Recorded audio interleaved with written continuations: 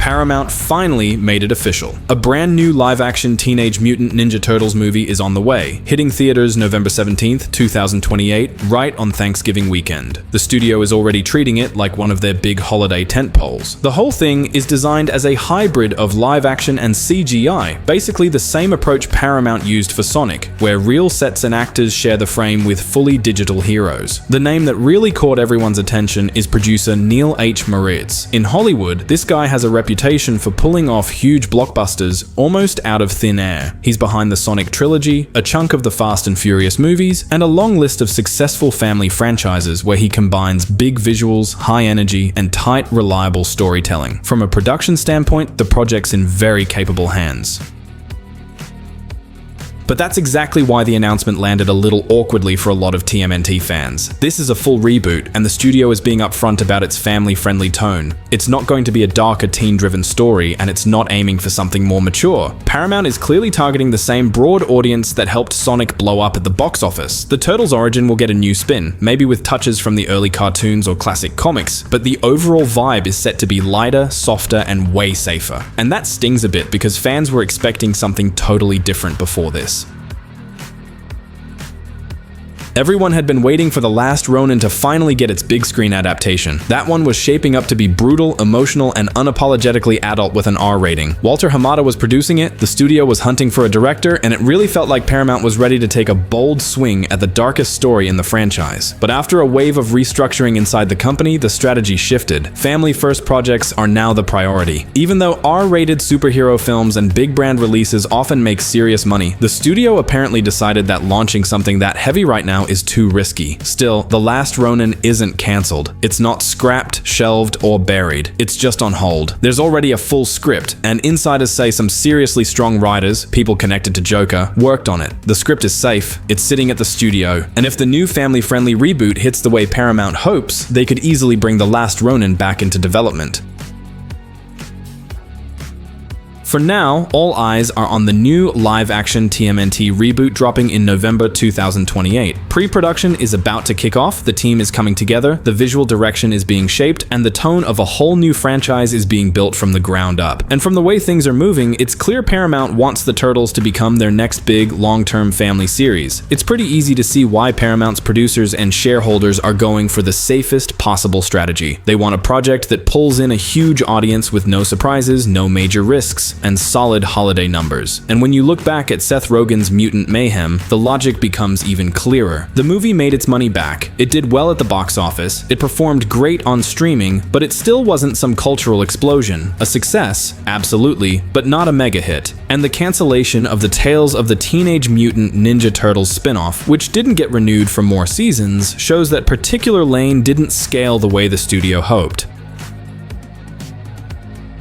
At the same time, Mutant Mayhem is getting a sequel in 2027. That one stays in Rogen's animated corner of the universe and won't connect to this new live-action reboot, but watching Paramount run these two completely different tracks side by side is going to be fascinating. Going back to the live-action and CGI hybrid makes total sense from Paramount's point of view. It's exactly the formula they leaned on with Sonic. Real environments mixed with digital heroes, a flexible style that can shift between grounded and stylized, and a format that feels familiar to families. Whether that fits the Turtles is still up in the air, especially since the last attempt at realistic Turtles under Michael Bay got a mixed response. His whole focus was exaggerated realism, turning the Turtles into massive, heavily built mutants with sharp, bulky designs. The scale was impressive, sure, but the character design sparked a lot of debate.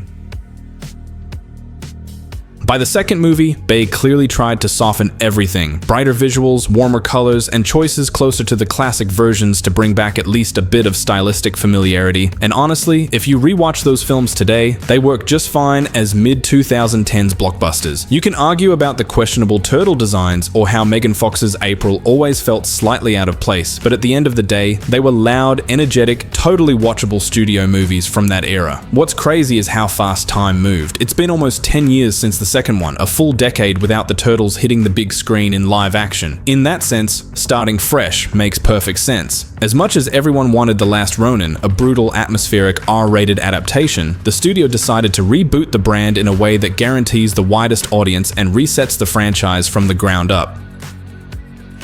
Now it all comes down to what Paramount actually learned from the Bay era, how they rethink the style, where they land between realism and cartoon energy, and what the turtles themselves end up looking like. Their designs are the foundation. So much of this reboot's future depends on whether they nail that part and avoid repeating the old mistakes. And I'll be real for a second, I grew up on the 2003 animated series, and to me, it's still the best TMNT adaptation out there. I watched the 80s show too. It was part of my childhood, but it leaned fully into goofy caricature and kid-friendly humor. The 2003 run hit that perfect mix of teen drama, tight storytelling, and legit darkness that sometimes edged into straight-up horror. Some episodes still stick with me today, with nightmares, twisted mutations, creepy experiments, and that one arc where Donatello turns into a monster. For that era, it felt genuinely unsettling. And Shredder was unforgettable. In the first season, he was one of the most intense and intimidating villains animation had ever put on screen. They played him like this unstoppable force with a mysterious origin, and scenes where he's thrown off a building or literally beheaded only for him to return made the stakes feel enormous. He was actually scary, and honestly, that's the energy I want in a live-action version. A Shredder who feels dangerous, meaningful, and powerful, not a mandatory final boss that's just there because he has to be. I'm not expecting endless darkness or constant edge. Even the 2003 version had plenty of humor and warmth. Tons of episodes were bright and lighthearted. But those sharp dives into darker material made the show richer and more mature. That's the balance I want on the big screen. Not a copy of Sonic's formula, where everything leans on family-friendly vibes, but something with real emotional weight, where each turtle has a clear voice and a real presence. Right now, the only thing that's absolutely confirmed is that Leonardo, Donatello, Raphael, and Michelangelo are still front and center. Paramount clearly isn't planning any drastic shakeups or experimental soft reboots. No swapped lineups, no bold reinventions, just the classic four brothers in a brand new story. As for casting, the studio is keeping everything locked down, but we're definitely going to start hearing more over the next few months. With the movie set for November 2028, the team has almost 3 full years to lock in the script, establish the visual style, and take their time building this thing properly. And man, I really hope they actually use that time wisely and bring in people who get what the Turtles mean in the 2020s. But there's also that nagging worry. There's a real chance Paramount might go for the easiest possible route. A super predictable family blockbuster stuffed with references, quick jokes, nostalgic winks at the 80s, and that same breezy tone that worked for Sonic. Sure, that formula sells. Families show up, kids have fun, everyone leaves happy, but it also turns the movie into something safe, corporate, and completely interchangeable. What I want, what a lot of fans want, is for the creators not to be afraid to lean into the richer, more layered takes on the franchise.